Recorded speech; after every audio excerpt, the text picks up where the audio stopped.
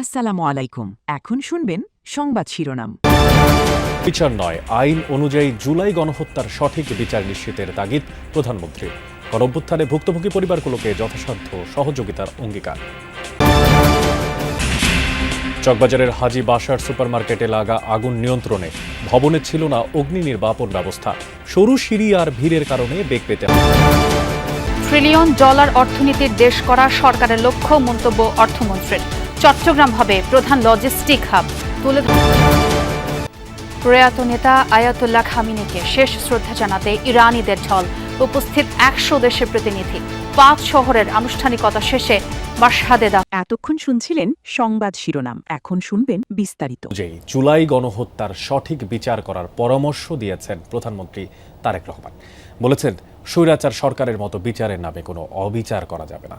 শহীদ পরিবার ও জুলাই যোদ্ধাদের জাতীয় সম্মেলনে প্রধানমন্ত্রী গুরুত্ব দেন দেশ এগিয়ে নিতে জাতিকে আর দ্বিধা বিভক্তি না করার দিকে। এই সময় সরকারের পক্ষ থেকে ২৪-এর গণঅভ্যুত্থানে ভুক্তভোগী পরিবারগুলোকে যথাসাধ্য সহযোগিতার প্রতিশ্রুতি দেন প্রধানমন্ত্রী। ২৪-এর অভ্যুত্থানের শহীদ পরিবার ও জুলাই যোদ্ধাদের দুই সংগঠন রাজধানীর চীন মৈত্রী সম্মেলন কেন্দ্রে আয়োজন করে জাতীয় সম্মেলনের। অনুষ্ঠানে প্রধান অতিথি হিসেবে যোগ দেন প্রধানমন্ত্রী তারেক রহমান। যত হত্যা হয়েছে প্রত্যেকটা হত্যার বিচার চাই আমরা। জাতিসংঘের তথ্য অনুযায়ী জুলাই অভ্যুত্থানে শহীদের সংখ্যা প্রায় ১৪০০। সেই হত্যার বিচার চলছে দুইটি ট্রাইব্যুনালে। যদিও বিচারের ধীরগতি নিয়ে সমালোচনা আছে, তবে প্রধানমন্ত্রী তারেক রহমান নিশ্চিত করতে চান ন্যায় বিচার। বাংলাদেশের লক্ষ কোটি মানুষের প্রতি স্বৈরাচার যেমন অবিচার করেছিল, আমরা বিচারের নামে কারো প্রতি যেন অবিচার না হয়, সে বিষয়টিতেও আমাদের সচেতন থাকতে হবে। কারণ যে আপনজনকে আপনি হারিয়েছেন, সে যদি দেখতে পারে আজকে যে বিচার সেটি করতে গিয়ে আমরা অবিচার করে ফেলেছি, নিশ্চয়ই সেই মানুষটি ওপার থেকে নিশ্চয়ই শান্তি পাবে না। সেই জন্য অবশ্যই আমাদেরকে খেয়াল রাখতে হবে যে আইন অনুযায়ী আইনে যে সকল নিয়ম করা হচ্ছে সবগুলো বজায় রেখে, দরকার হলে আমরা একটু সময় নেব, কিন্তু যে অন্যায়কারী, যে হত্যাকারী, তার যাতে সঠিক বিচার হয়। মা খালেদা জিয়া ও ভাই আরাফাত রহমান কোকোর উপর চালানো বিগত সরকারের নিপীড়নের কথা তুলে ধরেন প্রধানমন্ত্রী। তবে বলেন, প্রতিহিংসার রাজনীতি নয়, ঐক্যবদ্ধ জাতি গড়তে চায় তার সরকার। আমরা চাই না জাতিকে দ্বিধা বিভক্ত করে সামনে এগিয়ে যেতে, কারণ জাতিকে বিভক্ত করে দেশকে কখনো সামনে নেওয়া যায় না। দেশকে সামনে একমাত্র তখনই নেওয়া সম্ভব। বাজারের হাজী বাসার সুপারমার্কেটে লাগা আগুন পৌনে ২ ঘন্টার চেষ্টায় নিয়ন্ত্রণে এসেছে। আগুন নিয়ন্ত্রণে ফায়ার সার্ভিসের ৬টি ইউনিট কাজ করে। দুপুর ১:৩০টায় খবর পাওয়ার ১০ মিনিটের মধ্যে প্রথমে লালবাগ ফায়ার স্টেশনের ২টি ইউনিট ঘটনাস্থলে পৌঁছে আগুন নিয়ন্ত্রণের কাজ শুরু করে। পরে সিদ্দিক বাজার ফায়ার স্টেশনের আরও ৪টি ইউনিট তাদের কাছে পৌঁছে যায়। আর এই মূলত খেলনা, উপহার সামগ্রী, প্রসাধনী সহ বিভিন্ন ধরনের পণ্য পাইকারি বিক্রি করা হতো এখানে। আর ফায়ার সার্ভিসের সহকারী পরিচালক কাজী নাজমুজ্জামান জানান, ভবনটিতে মাত্র একটি সিঁড়ি, সেটিও মাত্র ২ ফিট। ভবনে ছিল না অগ্নি নির্বাপন ব্যবস্থা, আর ভবনের প্রত্যেকটি গুদামের শাটারে তালা লাগানো থাকায় আগুন নেভানো চ্যালেঞ্জিং ছিল।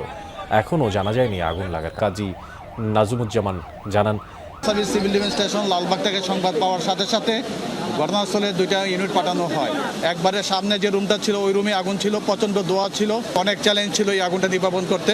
এবং সাথে সাথে এসে আমাদের সিদ্দিক বাজার ফায়ার স্টেশন থেকে আরও ৪টে ইউনিট ঘটনাস্থলে এসে তাদের সাথে কাজে যোগ দেয় এবং আমরা ১ ঘন্টা ৪৫ মিনিটের ভিতরে আগুনটা সম্পূর্ণভাবে নিয়ন্ত্রণে নিয়ে আসি। ভবনটিতে মাত্র এই মূলত খেলনা, উপহার সামগ্রী, প্রসাধনী সহ বিভিন্ন ধরনের পণ্য পাইকারি বিক্রি করা হতো এখানে। আর ফায়ার সার্ভিসের সহকারী পরিচালক কাজী নাজমুজ্জামান জানান, ভবনটিতে মাত্র একটি সিঁড়ি, সেটিও মাত্র ২ ফিট। ভবনে ছিল না অগ্নি নির্বাপন ব্যবস্থা, আর ভবনের প্রত্যেকটি গুদামের শাটারে তালা লাগানো থাকায় আগুন নেভানো চ্যালেঞ্জিং ছিল। এখনও জানা যায়নি আগুন লাগা। আগুনটা নির্বাপন করতে এবং সাথে সাথে এসে আমাদের service civil defence station Lalbagh থেকে সংবাদ পাওয়ার সাথে সাথে ঘটনাস্থলে ২টা ইউনিট পাঠানো হয়। একবারে সামনে যে রুমটা ছিল ওই রুমে আগুন ছিল, প্রচণ্ড ধোঁয়া ছিল, অনেক চ্যালেঞ্জ ছিল এই আগুনটা নির্বাপন করতে। এবং সাথে সাথে এসে আমাদের সিদ্দিক বাজার ফায়ার স্টেশন থেকে আরও ৪টে ইউনিট ঘটনাস্থলে এসে তাদের সাথে কাজে যোগ দেয় এবং আমরা ১ ঘন্টা ৪৫ মিনিটের ভিতরে আগুনটা সম্পূর্ণভাবে নিয়ন্ত্রণ সংবাদ পাওয়ার সাথে সাথে ট্রিলিয়ন ডলার অর্থনীতির দেশ করা সরকারের লক্ষ্য বলে মন্তব্য করেছেন অর্থ পরিকল্পনা মন্ত্রী আমির খসরু মাহমুদ চৌধুরী। সংসদে বাজেট পেশের পর প্রথম চট্টগ্রাম গিয়ে এ মন্তব্য করেন তিনি। বলেন, চট্টগ্রাম হবে দেশের প্রধান লজিস্টিক্যাল হাব। এ লক্ষ্যে গৃহীত বিভিন্ন প্রকল্পের চিত্র তুলে ধরেন তিনি। বিমানবন্দরের সর্বস্তরের মানুষ অর্থমন্ত্রীকে সংবর্ধনাও জানান।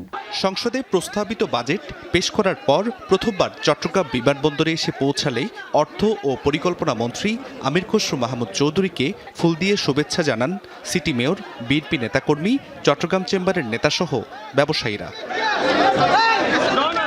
অর্থনৈতিক সম্ভাবনার কথা মাথায় রেখে বাজেটে চট্টগ্রাম নিয়ে পরিকল্পনা করা হয়েছে বলে জানান অর্থমন্ত্রী। এখানে আমরা 600 একর জমি নিয়ে ফ্রি জোনের, নদীর ওপারে ফ্রি জোনের একটা সিদ্ধান্ত নিয়েছি। চিটাগাংয়ে অনেকগুলো পোর্ট আমরা করতে যাচ্ছি, একসাথে করতে যাচ্ছি। চিটাগাং কি, যেটা আগে আমি বারবার বলেছি চট্টগ্রামকে একটা লজিস্টিক্যাল হাব করার জন্য, সেটার বাজেটে সেটা প্রতিফলন ঘটেছে। এবং চট্টগ্রাম এয়ারপোর্ট নিয়েও চিন্তা আছে, এটাকে কার্গো হাব, প্যাসেঞ্জার হাব করার, এটাও আছে পরিকল্পনার মধ্যে। বিদেশি প্রত্যক্ষ নিয়োগ, ক্যাপিটাল মার্কেট বিনিয়োগ এবং ফান্ড ম্যানেজারদের বিনিয়োগ দেশে আসছে উল্লেখ করে অর্থমন্ত্রী বলেন, বাংলাদেশ এখন বিনিয়োগের গুরুত্বপূর্ণ গন্তব্যে পরিণত হয়েছে। ভঙ্গুর অর্থনীতি থেকে বেরিয়ে $1 ট্রিলিয়ন অর্থনীতির লক্ষ্যে এগোনোর কথা জানান তিনি। অর্থনীতিতে এখন খুবই খারাপ অবস্থায় আছে, যেটা আমরা পেয়েছি। এখান থেকে আগে বেরিয়ে আসতে হবে, এই ভঙ্গুর অর্থনীতি থেকে বেরিয়ে এসে স্থিতিশীল করতে হবে, তারপরে সম্ভাবনার দিকে যাব।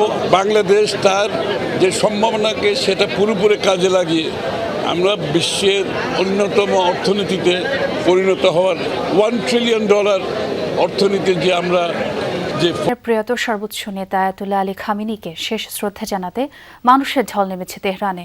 শনিবার রাজধানী গ্র্যান্ড মুসাল্লায় শুরু হয়েছে খামেনির চিরবিদায়ের মূল আনুষ্ঠানিকতা। 7 দিনব্যাপী আয়োজনে অংশ নিচ্ছে অন্তত 100 দেশের প্রতিনিধিরা। ধারণা করা হচ্ছে পুরো আনুষ্ঠানিকতায় অংশ নেবে 2 কোটি মানুষ।